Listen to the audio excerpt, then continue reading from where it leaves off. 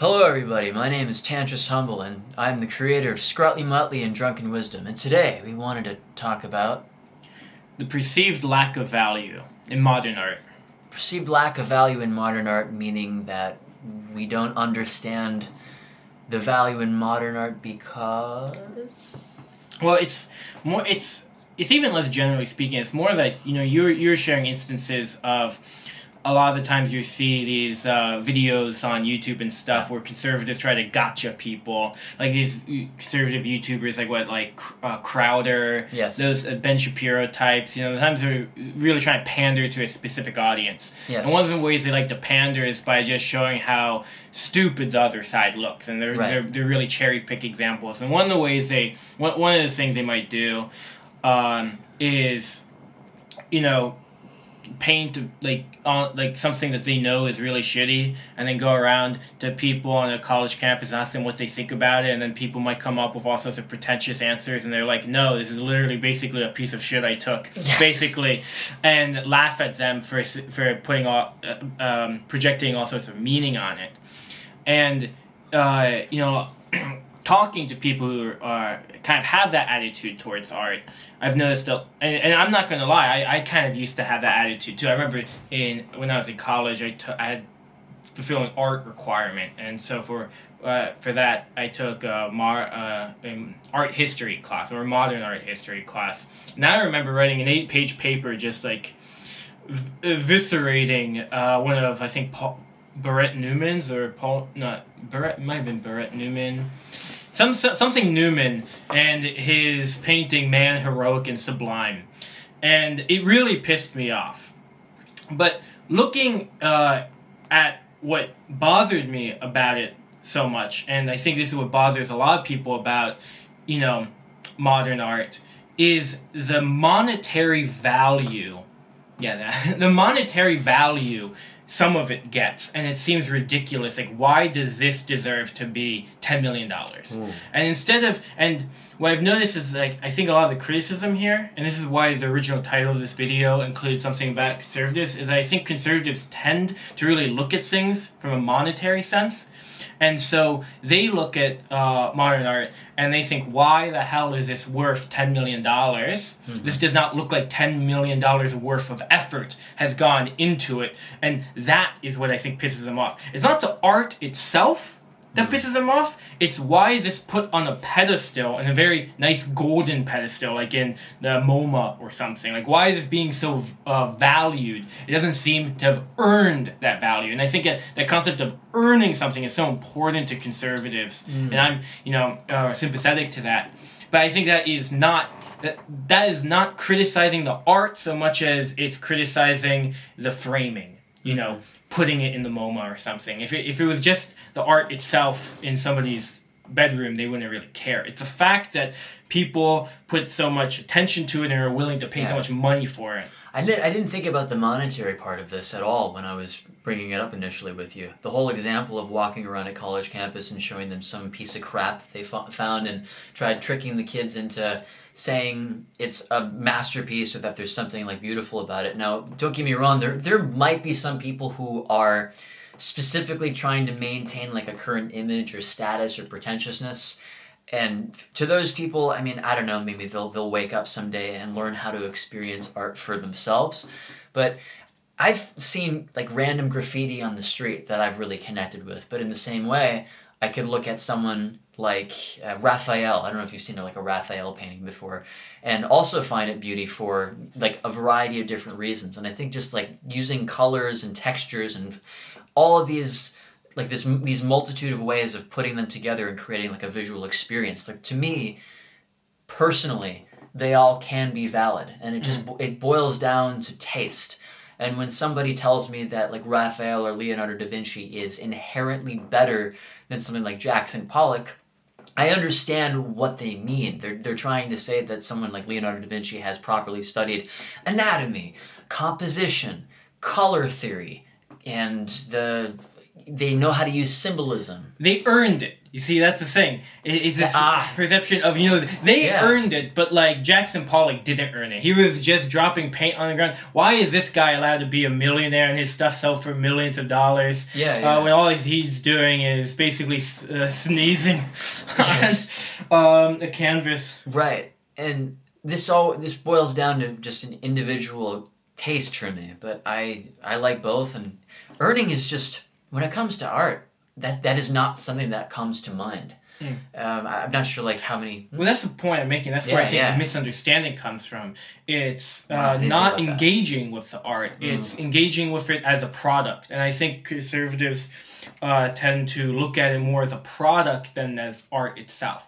They see it as a consumer good.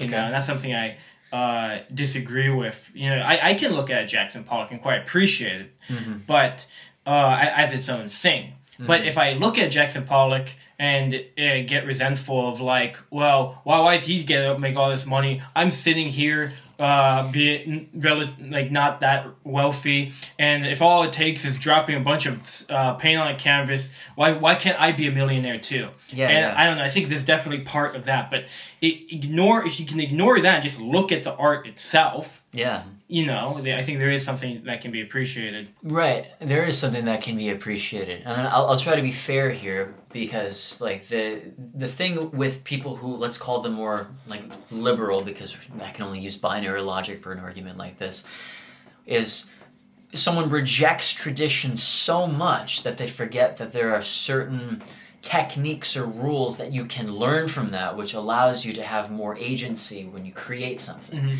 So while I think you can appreciate any kind of modern painting, even if it is minimalistic or not necessarily full of beautiful rendering, if the artist is capable of doing a variety of different things, then he can create different worlds and express himself to limits that he otherwise wouldn't be able to. This is what Pablo Picasso did. I was right about to bring up Picasso. Please, go on. Because Picasso is quite capable in traditional art. But he's mostly known for his very abstract stuff. And this is where I think in a lot of art, the rules are important, but once you get to a certain level, the real value in knowing the rules is so that you can then break them properly.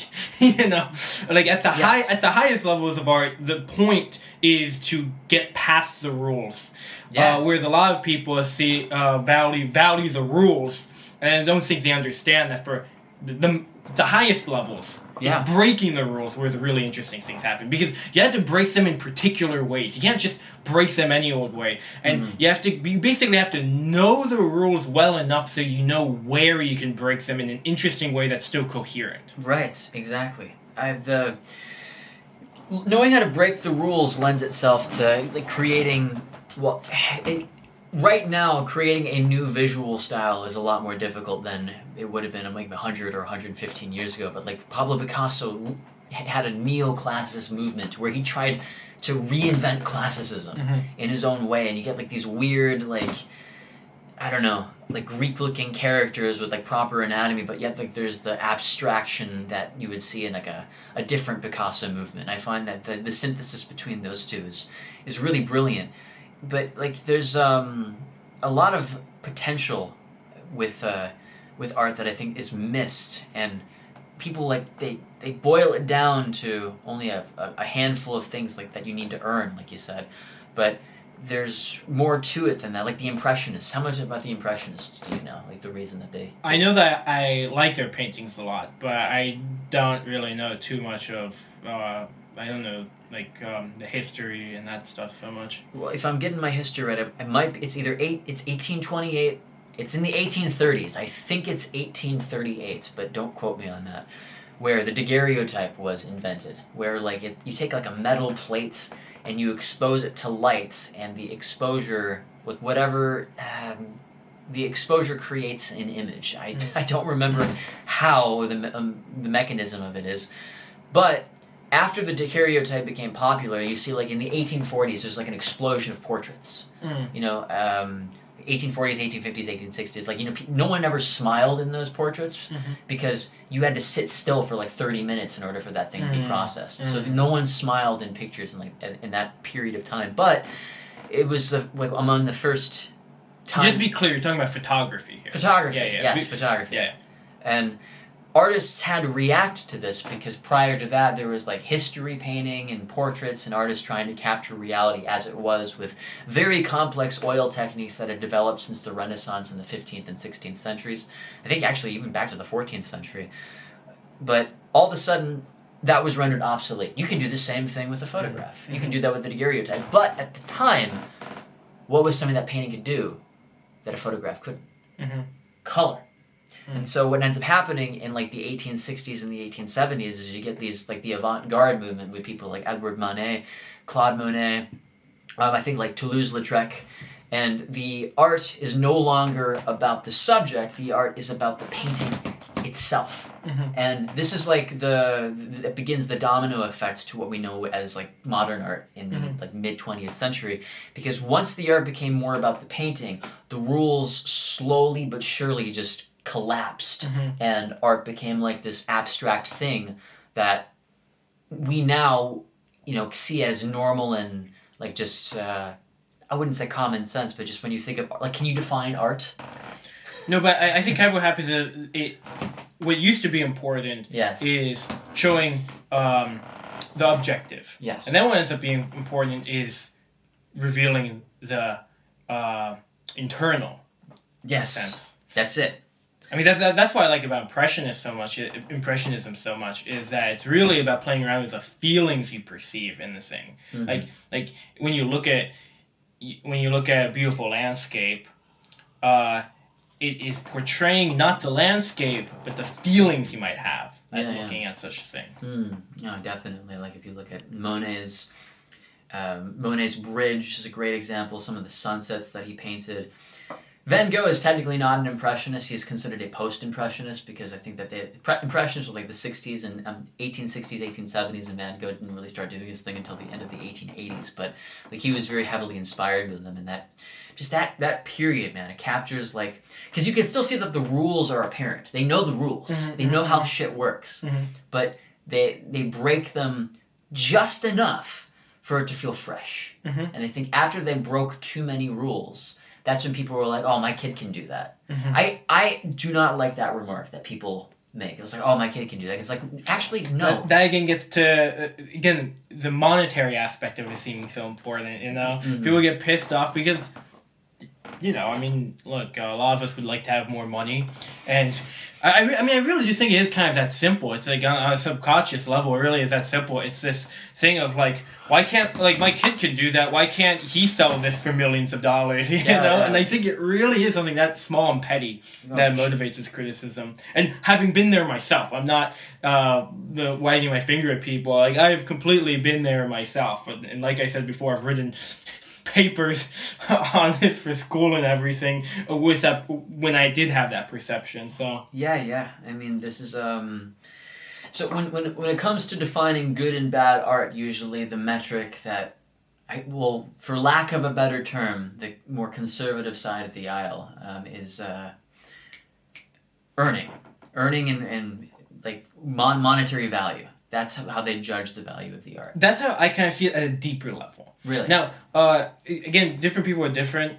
I know, like, somebody like Jordan Peterson, for example, like, he talks a lot about, like, the different, like, how the personality types affect, like, the type of people who will be conservative or not. And one of the things he says is, like, discuss sensitivity. Right. Somebody with high discuss sensitivity is less likely to is more likely to be conservative. They're less likely to be liberal.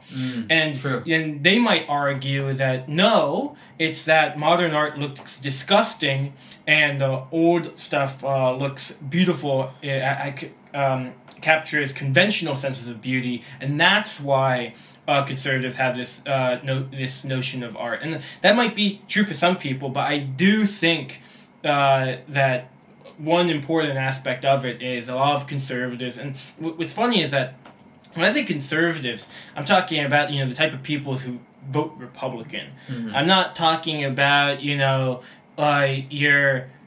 your capital T traditionalists who read Evola and Guinan, okay? I'm not talking about those people. I'm talking about the type of people who see the 1950s of America as like the peak of human existence, and vote Republican and all that type of stuff. Right. And those type of people, they're not capital T traditionalists by any means. And they seem to really I think they really kind of view things in their, the significance of things in their monetary value. Mm-hmm. And so basically boomercons is what... boomercons is basically what I'm talking about, I guess. I mean, I'm always hesitant to use terms like, conservative and liberal because they're so broad and people can interpret them in a way that immediately, you get that knee-jerk reaction, like, hey, he's talking about me, I'm not like that, and then they, Yeah, no, and it's funny, too, because, like I was saying, you're separating them from, let's say the capital T traditionalists. Right.